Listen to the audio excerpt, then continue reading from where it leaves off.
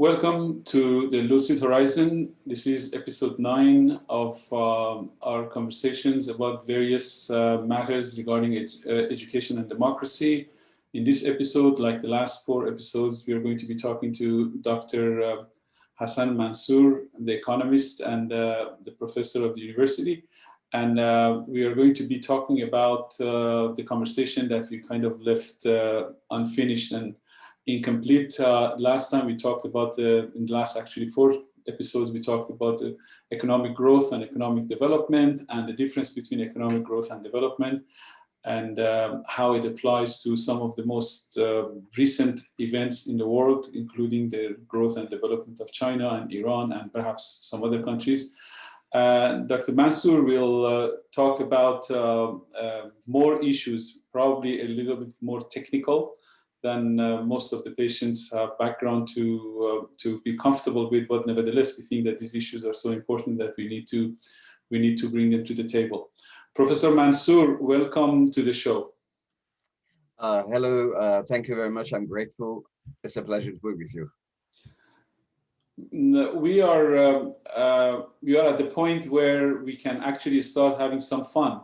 Last time we talked about some stuff that really set the stage for you to deal with this very important issue of whether the whole world could become developed. Are there any limits to development, internal or external barriers? Are there any internal or external barriers to growth, to development?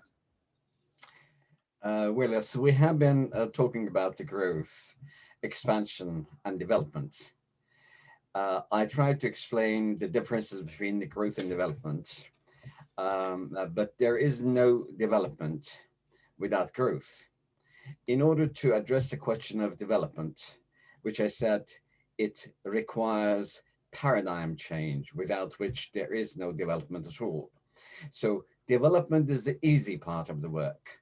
So we may develop, as we've experienced in Iran, we developed about 11 years, and we had an exceptional the rate of growth of about 11.5% per year for more than 10 years.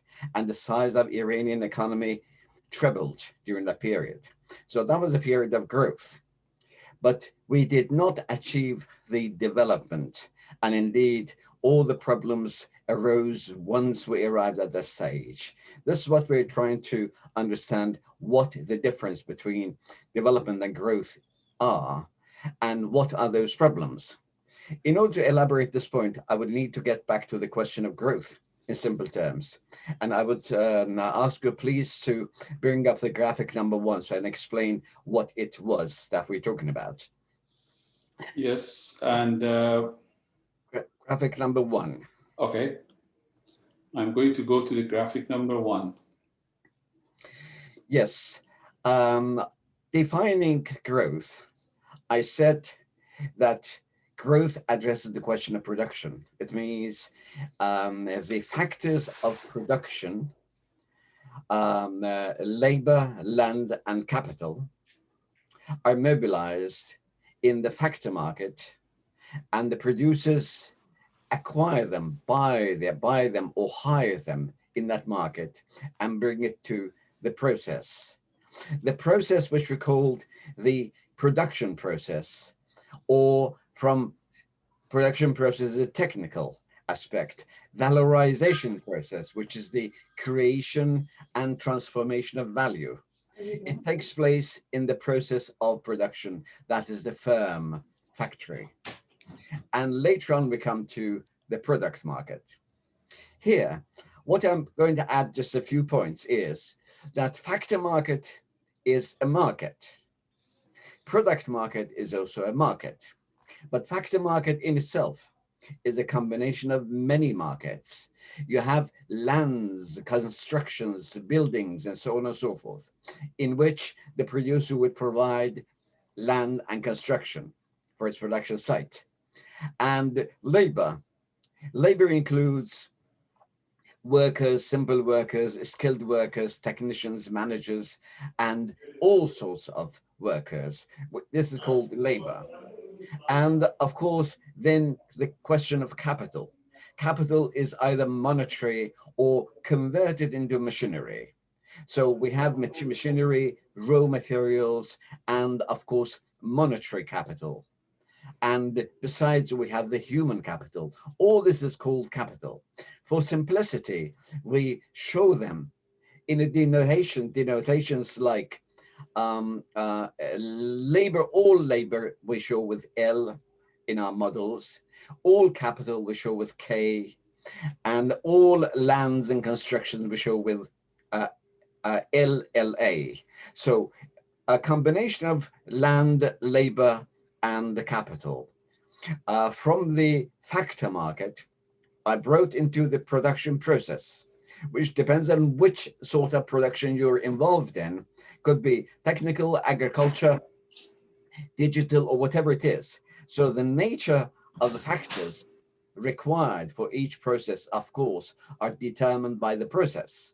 So we have different sorts of capitals or processes for different industries. Like, for example, you have $10 million of investment. What investment? In a car factory, that 10 million is in a specific machinery and workforce. While in agriculture or textile, they are different, even if they're both called $10 million of investment, right? So the very concrete nature of them depends on the nature of the process. And in the process, they are converted into commodities saleable in the product market. Once finished, it will be brought into the market in which they are sold. So the condition for continuation of this process is that commodities being produced are saleable. In order to be saleable, they've got to be useful, demanded. So they've got to cover some needs of the people. But need is not a demand. And this is a very central question for the market. There are many people who are needy, but do they represent a demand? In 1953 in Bengal, in India, the markets were awash with commodities and food items, flooded. 3 million people starved to death of hunger. So the hungry people do not provide a demand. They have a need.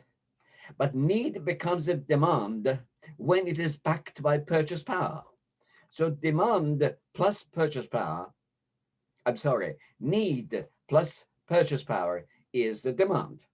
So in the market price, which is, I'm now talking about the product market, goods required by society are produced into the market. Then we have the demands for each item of them.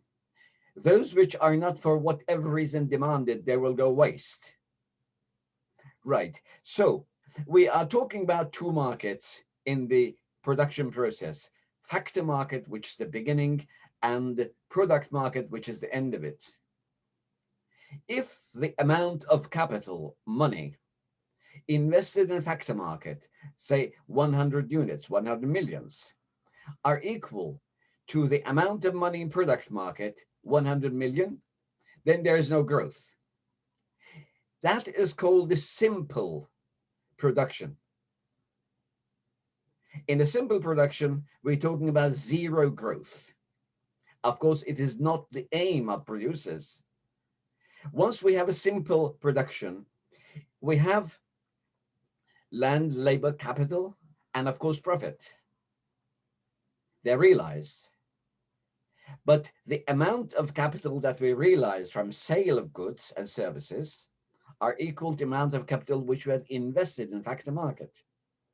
Zero growth. The second point which I've got to underline is that not only in real terms there is no growth, but even in nominal terms. In case there is a change in nominal terms, we've got to correct it by our index numbers. This means the money, the purchase power of the money in factor market is assume the same purchase power as in the product market. So $100 in factor market is equal to $100 in product market.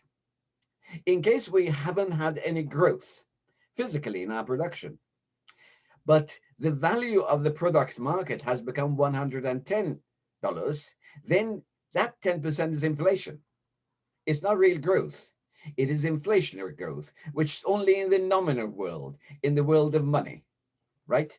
Which has got to be by index brought back to, so 110 of year T1 becomes 100 of year T, which is in value terms, they're equal to one another. So to put the story in a nutshell, we have now seen, without getting into the structures of these markets, because markets have their own mechanisms to work.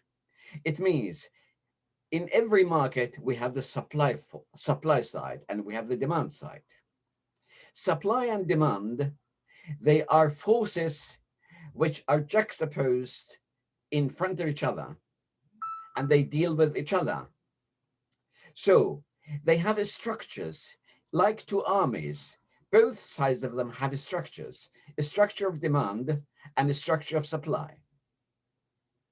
We take the simplest form of the market in here, which is competitive market. The competitive market is a market in which there are many sellers and many buyers, and goods are comparable. So this means the buyer has a right to buy the same thing from seller 1, seller 2, seller 10, seller 100. This is why there is a competition, right? So this is the structure of the market, competitive market, but are all markets competitive? No. Markets can become monopolistic. Just the other point, on the other side of the pole, which means there could be only one seller and many buyers. This is called monopoly, in which case, of course, the price formation is going to be different. In a competitive market, the price comes to the lowest possible. It means it becomes equal to the marginal cost. But in a monopolistic market, the price stays above the marginal cost and lots of profit for the monopolist. So monopoly is one extreme sort of the market. Both sides could be monopolistic. It means supply can be monopolist, demand can be monopolist, in which we're dealing with two monopolies. Imagine that, say, producer of oil in the country is one, say, national oil company, and the buyer is the government.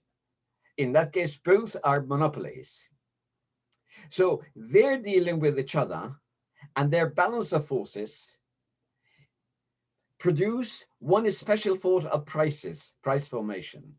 In case one side is monopolistic, the other one is not monopolistic, then of course price is going to be different. Between the monopoly and competitive structures, we have different grades of oligopolies. Oligo means a few sellers and many buyers, or many sellers and few buyers. When the monopoly is in the demand side, the buyer's side, we say monopsony. So we have monopoly and monopsony, oligopoly and oligopsony. I don't intend to get into elaboration of these models or to explain the mechanism of price formation in all of these markets. What I intend to mention is that, well, markets have structures, and the simplest form of the market is competitive market.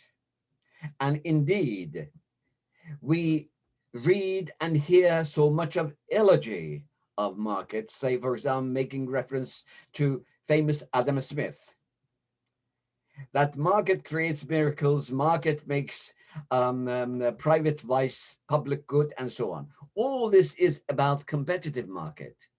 If it is not competitive, these definitions do not apply. And of course, I mention it because there are so many confusions about it.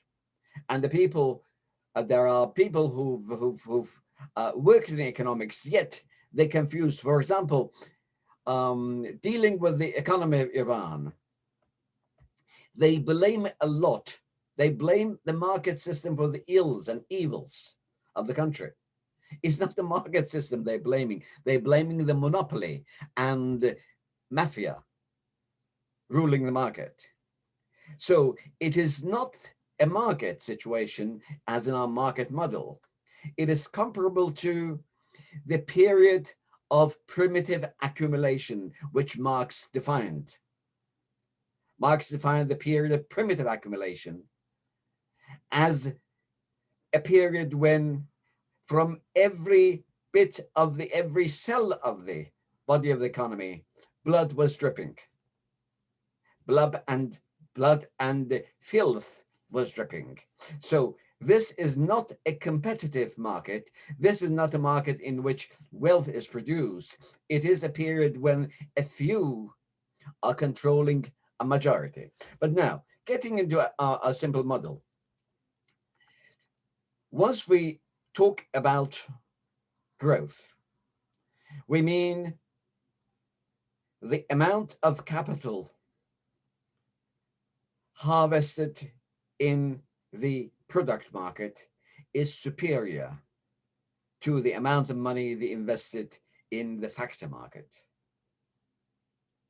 So we can simply write money 2 is greater than money 1.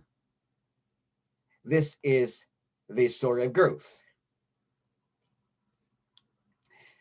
Then we mentioned the question of development, and I tried to explain aspects of development. I said development is different from growth, even if development does not exist without growth. So growth starts, but that's the easy part of it. It is technical. I said growth is an engineering concept for which we have mathematical models, and any leader of the country must know which model is suitable to its conditions to choose the right model for development, which sort of combination of goods and so on and so forth. We have compilation of these models, all mathematical models, application of which requires insight and skill, but it is simply a technical question. While development itself is not simply technical. It is technical, scientific, philosophical, and social. Because as I just mentioned in passing, development requires at the end of it a paradigm change. Without paradigm change, there is no development. I mentioned the evolution through reformation of Catholicism into Protestantism, without which there would be no growth, no change in Western societies. And I also defined that the end fruit of development is the creation of free man. So it is the creation of man who is conscious of his right and position in the universe. A man prepared to fight for grand ideals. A man who supersedes and goes beyond oneself and loves and dedicates his efforts not only to himself and his family, but to his nation and the people of the world. So these grand and lofty ideals belong to the transcendental man, which is the ideal of development. So any development which stops short of this is not a development, it's just a growth. Of course, growth is good, it is ideal. China has been able to lift about 700 million of its population during the past 40 years, from below the poverty line to the kind of opulence in society where they have a good life. Fine, that's very good. That's admirable. But does this make them free people? No. Does it give them democracy? No. Is it a democratic society? No. So this is a very important question to which we are approaching to address. Now let's go to the second graph, and I will have to elaborate this point, this model of growth a bit further. Second, well, I would like to skip these. These are the simplest. Allow me just to elaborate a little bit. These are the simplest models which show the operation of the competitive market, in which the quantity of supply and demand become equal to one another. Formulas: quantity demanded, quantity supplied, they become equal to each other, and under which you can determine the price. And the quantity which brings the supply and demand to equality. This is the condition of market clearance. Market clearance means a situation when all the goods in it are sold. There is no shortage and there is no surplus. That's the ideal situation of the market. So we're dealing with a model. So without getting into explanation of this or introducing other models, because as I said, this is the simplest form of the competitive market. In a monopolistic market, we have different formulas.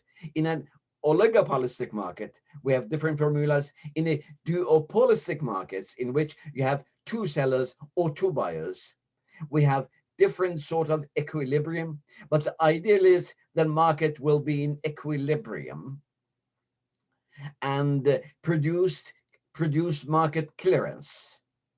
So once we touched about these basic concepts, we can now go further. Let's go to the graphic number 4, and I would like to elaborate the 4. Yes, please. Thank you. This is indeed the same model that we addressed and talked about. We have the, again, factor market in the left in red, which shows the market model, demand curve and supply curve, and point of equilibrium, which brings the market clearance. And it means whatever item we had brought in the market, they're all sold. There's no shortage, there's no surplus. And the price in that point, the price is the equilibrium price, which is the ideal price for the market for both the sellers and the buyers. So this is a model, and we should not confuse the model with the model, which is MUDDLE. This is the model on which the economists work. But in practice, there's always shortage or surplus or waste, or the price is not necessarily the market clearing price or equilibrium or whatever, but around which they vacillate. They fluctuate around this ideal in the market because there are forces which bring them together within the market. Now, then we have the factor market here, in which, again, factor market gets its land, labor, capital, land, and labor. Where do they come from? They come from the household. So people of society, they produce land, labor, and capital and bring it to the market. From the market, the same land, labor, capital is pushed to or pulled into the firms, productive firms. That is the process. During the process, they convert their form from the physical, whatever form they have, to the forms of the goods and services that are demanded in the market. So a transmigration or a transformation is taking place in this firm. From the firm, they are brought to the product market. In product market, they're demanded. It's either food, clothing, housing, cars, computers, cosmetics, medication, whatever they are, they're demanded and sold in the market. So, and from here again,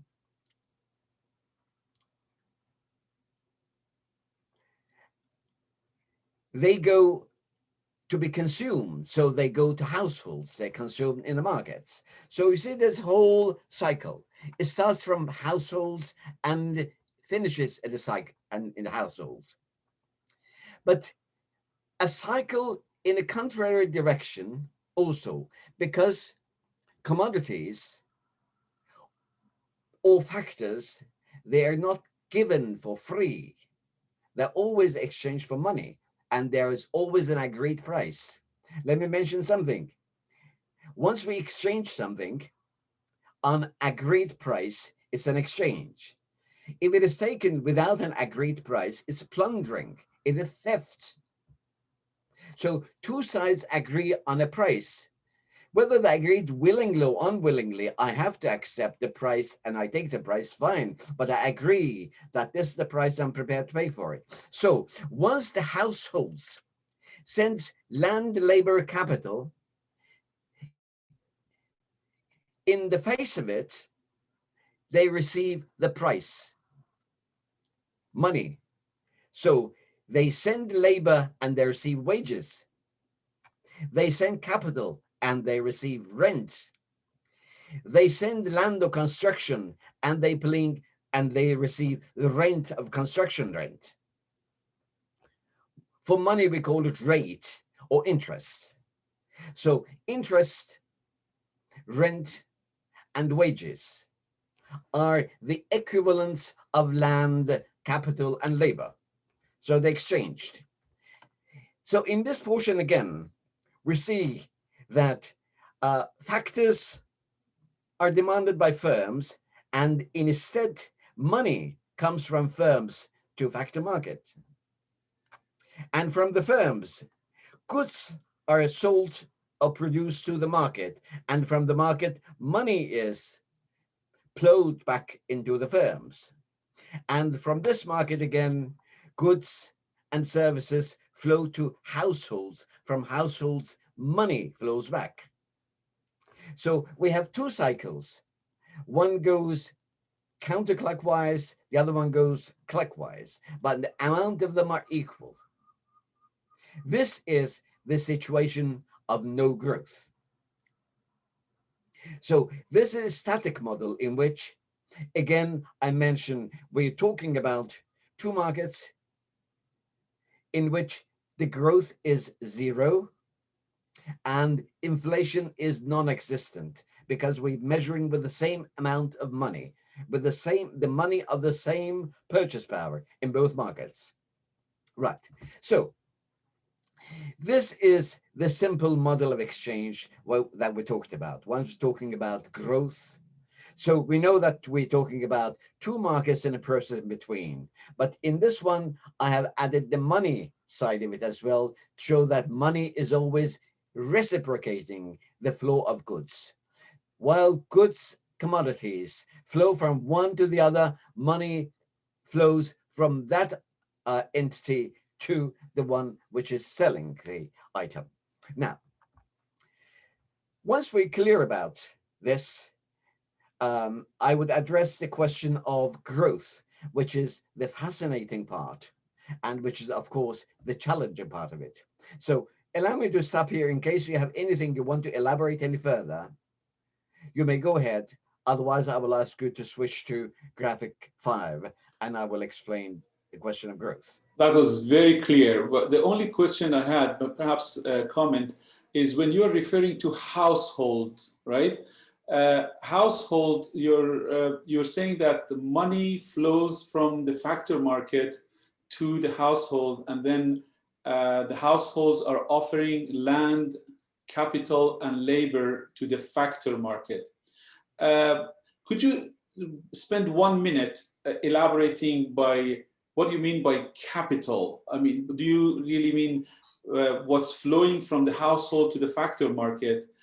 For instance, does the household of Bill Gates buying a pharmaceutical company or buying, a huge corporation or whatever, or his philanthropies, does that really amount to the household bringing their capital to the market? In other words, is there any distinction between the household, between the average household members of the household of the society compared to a billionaire or you know, people who have the economic power and wealth that is not comparable to the average citizen? Is there any distinction in this relationship between those?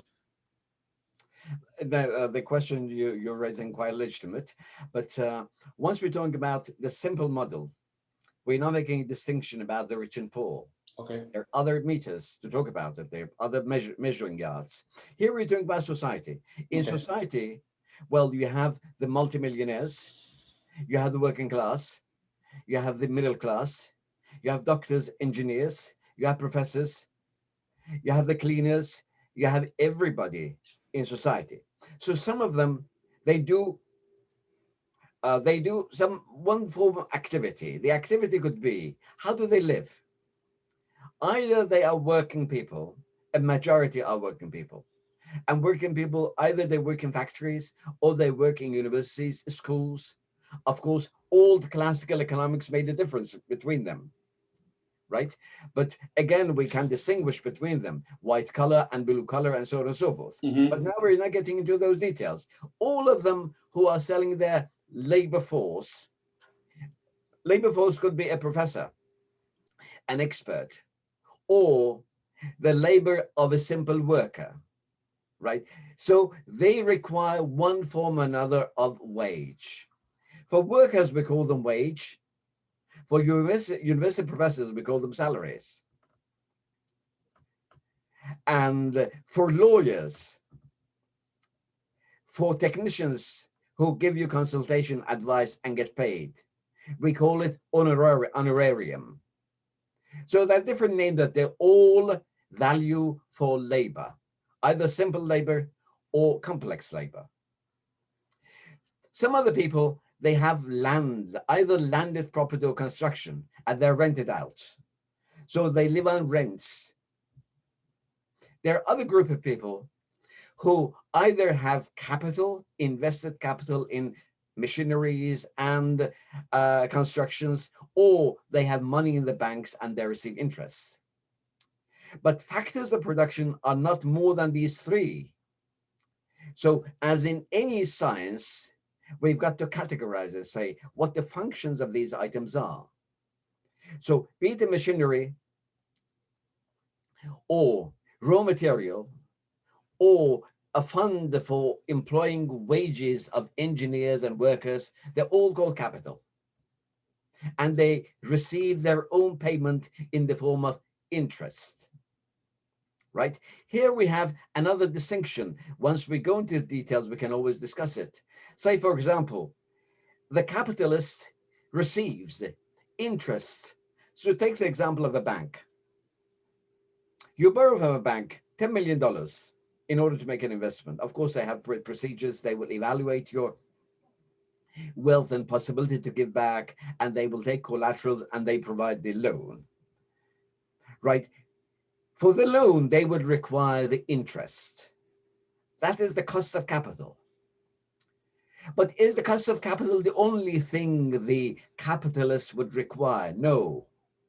On top of it, they will also require something else. The investors run a risk because the money you have in the bank is secure money. Once you invest it in your production site, you're running a risk that may fluctuate. To cover this risk, there is another incentive, which is part of income for capital, right? We can always get into details and split these items and see what they consist of. But in general, yes, once we say household, we mean the whole population of the country. Regardless of their economic power. Pardon me?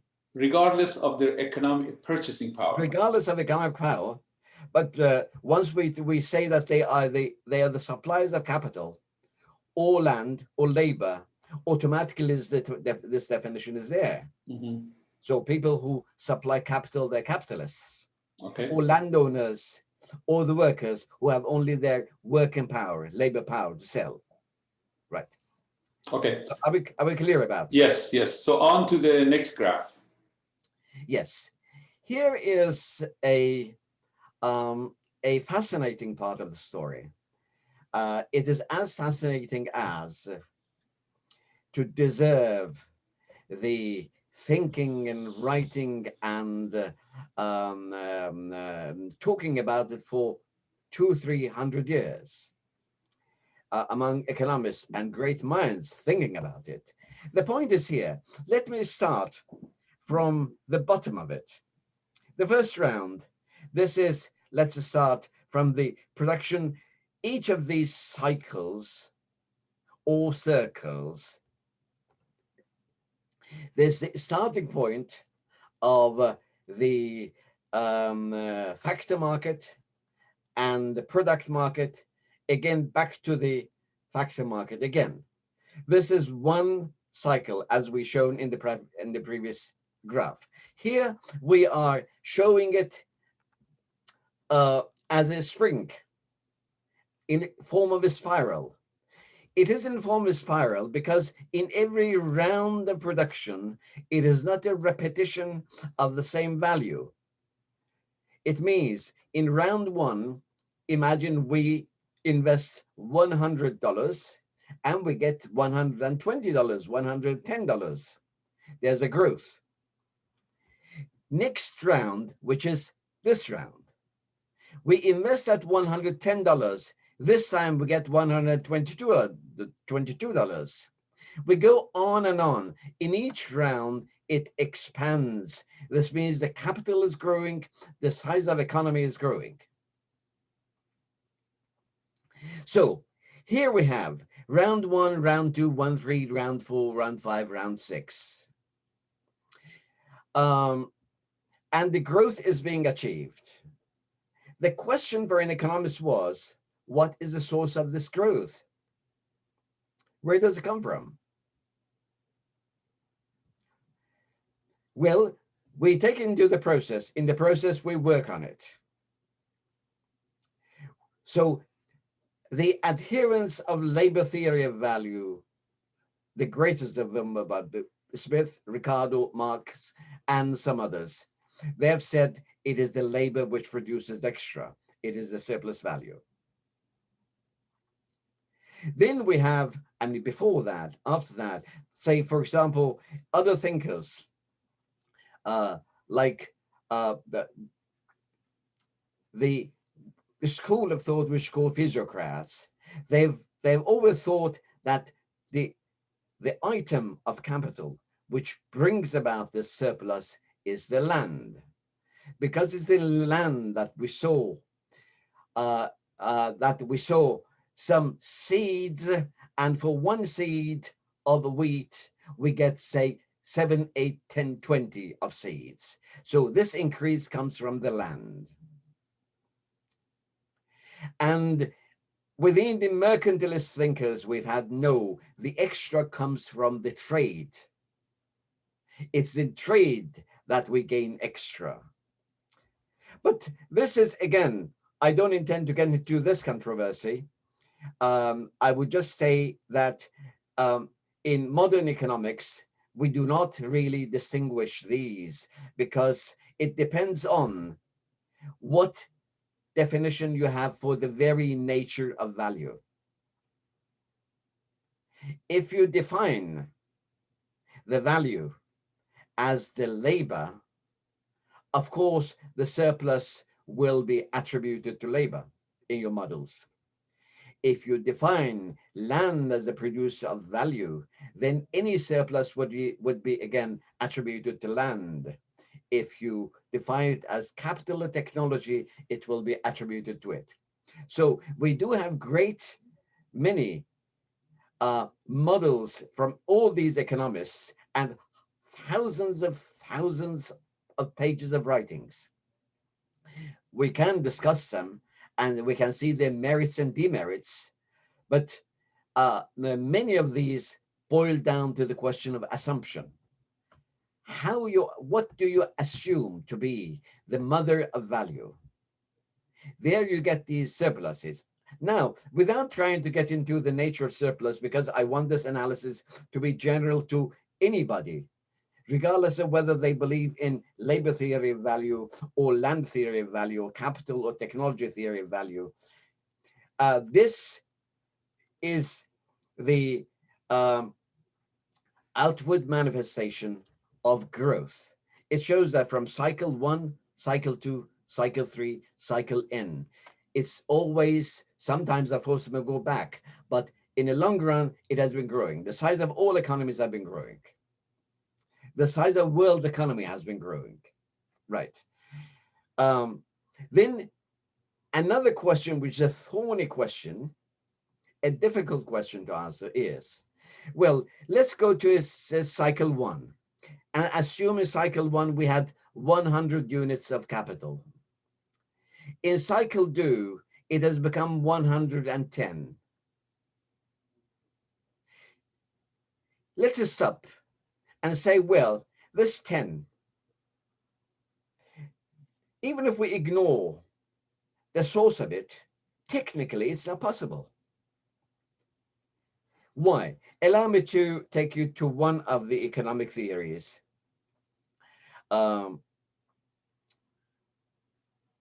JeanBaptiste, the French economist,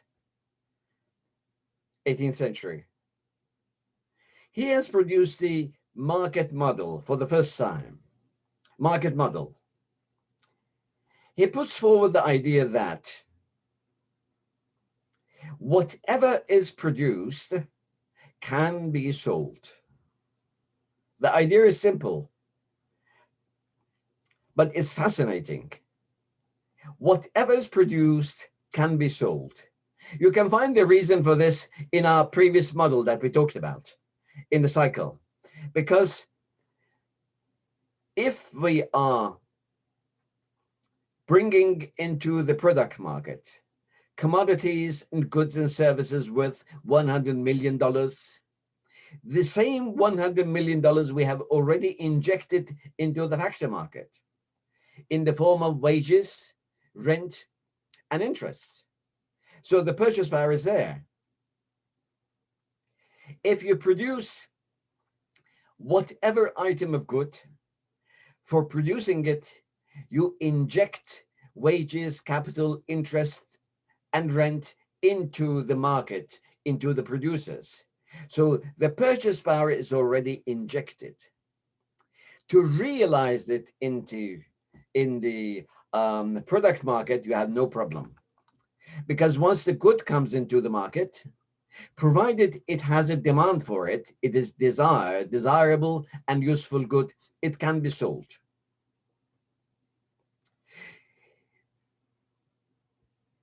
JeanBaptiste is the founder of market equilibrium, which assumes the markets are always in equilibrium and they are self-equilibrating. It means they create their own harmony in the market. If this is correct, there should be no crisis in the market, no shortages in the market, no breakdowns into the market. So, great many economists have provided theories which are harmonistic and they approve the self-equilibrating nature of the markets. To simplify a little bit, I will mention some. Adam Smith is one of those giants. John Stuart Mill is another giant. Even David Ricardo attributes the same idea. And finally, Vasily Leontiev, in his input-output model, which is a Nobel Prize winner, input-output model which made a revolution in planning economies. He also believes in the harmony within the systems of the market. It means that there is always an equilibrium between the two sides of the market. So the markets are not going to break down. Is it clear enough, the idea? The idea of equilibrium and automatic equilibrium, potentially automatic equilibrium in the markets. So there are great ideas, great minds in the economics field, which all have talked about this self-equilibrating mechanism within the markets. And this means that don't worry about it. The markets will always be in equilibrium. And because in every round of it, you have already the purchase power which are injected into the market. But one objection that is, well, once you buy your factors of production, you inject wages, you inject interest, and you inject rent, but you do not inject the profit, because profit comes afterwards. So this is one simple objection, which can be answered, of course, by harmonious school. It can be answered, but it's a problem because there is a gap, time gap. There's a décalage because all the three items of income are already injected, but this item of income is not injected. It is available once you're able to sell. And in order to sell, you need the purchase power. So where does this profit part come from in the market in order to pay the factories? You see, this is the point on which great many theories are built. And it's not easy, but we've got to concentrate and see what the idea is. You see, in order to go from cycle 1 to cycle 2, there's an extra. And this extra is the growth. That amount of growth is not already injected in the market in time T1. It is presently T2 once you're selling it. Where does it originate from? This purchase power doesn't exist. So we have to distinguish two different stages. One is the initial stage. In the initial stage, what do I mean by initial stage? Initial stage is there is no capitalism. Capitalism starts at time 0. Once time 0, we make the investment on land, labor, capital. We put $100 million to buy them and process them, bring into the product market. But in product market, we sell it at 110 million. So this 10 million, where does it come from? In the initial stage, there is one possible origin for it. From non-capitalist world. What is non-capitalist world? Feudal world, countryside, which is not within the capitalist system. It is outside the capitalist system, even if it's within the same society, but it is outside the capitalist system. So from there, it is the villagers who've sold their households and so on, they brought the purchase power into the market. So that is, or if it is not the initial period, then the savings of initial initial period can be used to buy the product of the second round, and the savings of the second round can buy the product of the third round. So here the question of saving of the previous round comes and helps to settle the amount to be sold in each round. So this is one question. This answers the question of profit, which comes on top of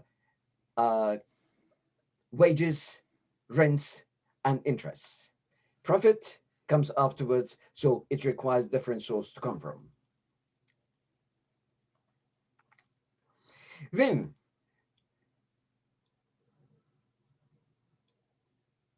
once this growth spiral grows, this implies that we need other sources outside the capitalist mode to make injection of purchase power into the system every round. There are economists who argue that no, it's not possible. It will stop somewhere.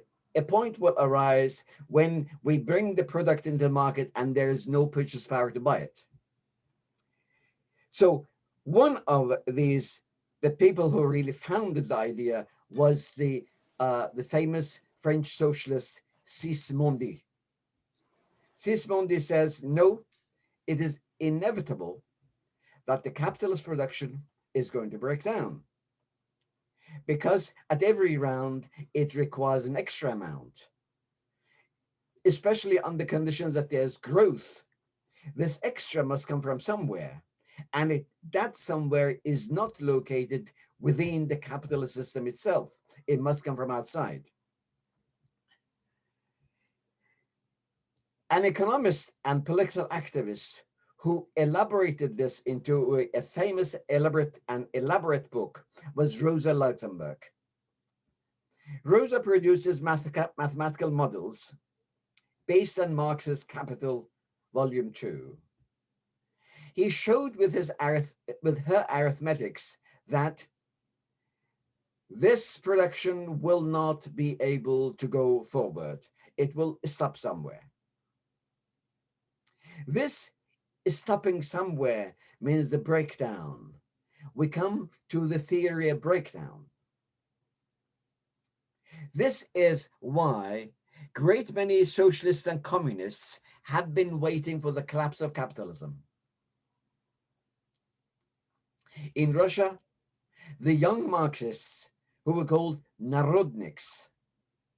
Narodniks had good economists, and they're the people who translated Danielson, one of their leaders, who translated Das Kapital into Russian.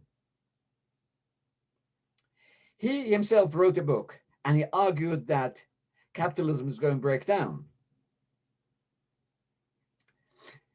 So the controversy which is in point here among these schools of thought was that even Marx's Capital Volume 2 shows that the system is going to break down. Again, I'm not going to get into this complicated story of controversy among these different people. They have produced all their models and their mathematics and so on and so forth. But I'm just going to mention some names. In case some interest arises, I can explain in detail what they mean, and I can also produce, for the people who are interested, I can produce some literature about it, literature explaining this story. So the idea that capitalism in itself needs a support in order to realize each cycle of its production, it is shared by many people, including Latin American economist Raoul Prebisch, Swedish economist Gunnar Myrdal, and the Chinese leader Mao Zedong. Each of them have their own version of inadequacy of capitalist system to go around and to grow. So I will mention only two of them. Let's say Mao Zedong. Mao Zedong believed that in order for capitalism to continue living, it requires pre-capitalist mode of production, which is feudalism. This is where his ideology emerges. Imperialism and feudalism. They say they're allies. Imperialism cannot live without feudalism because feudalism is a backyard from which the extra purchase power will be pushed into the system of capitalism, and they will be able to realize what they produce. You have to wrap it up in 1 minute, but I'll let you kind of bring everything to an end before we have to say goodbye to our viewers. So the time is getting ended, right? Yes. Okay, very well. It's fascinating that you gave us a 1 hour answer to question number 11. Honestly. And let me just to round up this question. Even some American economists have contributed to this idea, like Paul Sweezy. Paul Sweezy also believed that in order for capitalism to live on and they realize this extra produced, they will need a non-capitalist section to support it. And they located their own non-capitalist section in volume 2 of Capital, which was the luxury branch under the Department 2 of Karl Marx. I'll stop here and we can elaborate further on. Thank you very much for this crystal clear explanation. I learned a lot. I have a long way to go, but you make learning such a pleasurable practice with you, with your beautiful, passionate, and clear. And you know, it's very difficult. I understand as a teacher myself. I know that it's very difficult. Cover this. I did today. We were not able. We'll have to continue. Okay. Indeed. Thank you very much. Thank you. Thanks for your time and attention. And I say goodbye to our viewers.